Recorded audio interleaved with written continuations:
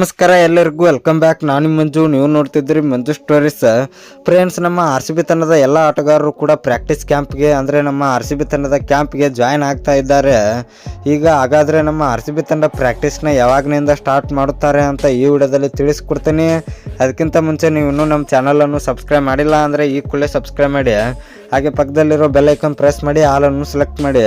ಇನ್ನು ಫ್ರೆಂಡ್ಸ್, ನಿನ್ನೆ ತಾನೇ ನಮ್ಮ RCB ತಂಡದ ಎಲ್ಲ ಆಟಗಾರರು ಕೂಡ ಜಾಯ್ನ್ ಆಗಿದ್ದಾರೆ. ಭುವನೇಶ್ವರ್ ಕುಮಾರ್ ಆಗಿರ್ಬೋದು, ಎಸ್ ದಯಾಳ್ ಆಗಿರ್ಬೋದು, ಜಿತೇಶ್ ಶರ್ಮಾ, ಕೃಣಾಲ್ ಪಾಂಡ್ಯ, ದೇವದತ್ ಪಡಿಕ್ಕಲ್ ಅವರು ನಿನ್ನೆ ನಮ್ಮ RCB ತಂಡದ ಕ್ಯಾಂಪಿಗೆ ಜಾಯ್ನ್ ಆಗಿದ್ದಾರೆ ಅಂತ ಹೇಳ್ಬೋದು. ಇನ್ನು ಇವರು ಪ್ರಾಕ್ಟೀಸನ್ನು ಯಾವಾಗಿನಿಂದ ಸ್ಟಾರ್ಟ್ ಮಾಡುತ್ತಾರೆ ಅಂದರೆ ಇವತ್ತು ಒಂದು ದಿನ ಅವರು ರೆಸ್ಟನ್ನು ತೆಗೆದುಕೊಂಡು ನಾಳೆಯಿಂದ ಅವರು ಪ್ರಾಕ್ಟೀಸನ್ನು ಸ್ಟಾರ್ಟ್ ಮಾಡ್ತಾರೆ ಅಂತ ಹೇಳ್ಬೋದು.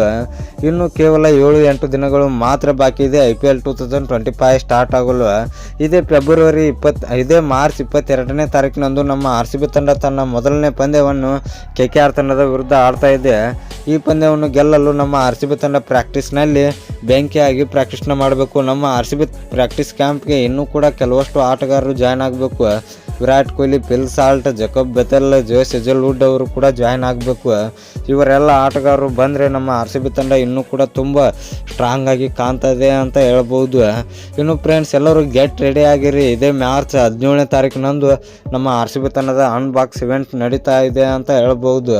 ನಾಳಿನಿಂದ ನಮ್ಮ RCB ತಂಡ ಪ್ರಾಕ್ಟೀಸ್ ಕ್ಯಾಂಪ್ ಜಾಯ್ನ್ ಆಗ್ತಾರೆ, ಪ್ರಾಕ್ಟೀಸ್ನ ಮಾಡ್ತಾರೆ ಅಂತ ಹೇಳ್ಬೋದು. ಇನ್ನು ಈ ವಿಡಿಯೋ ಇಷ್ಟ ಆದರೆ ಲೈಕ್ ಮಾಡಿ, ಶೇರ್ ಮಾಡಿ, ಸಬ್ಸ್ಕ್ರೈಬ್ ಮಾಡಿ. ನಮಸ್ಕಾರ ಫ್ರೆಂಡ್ಸ್.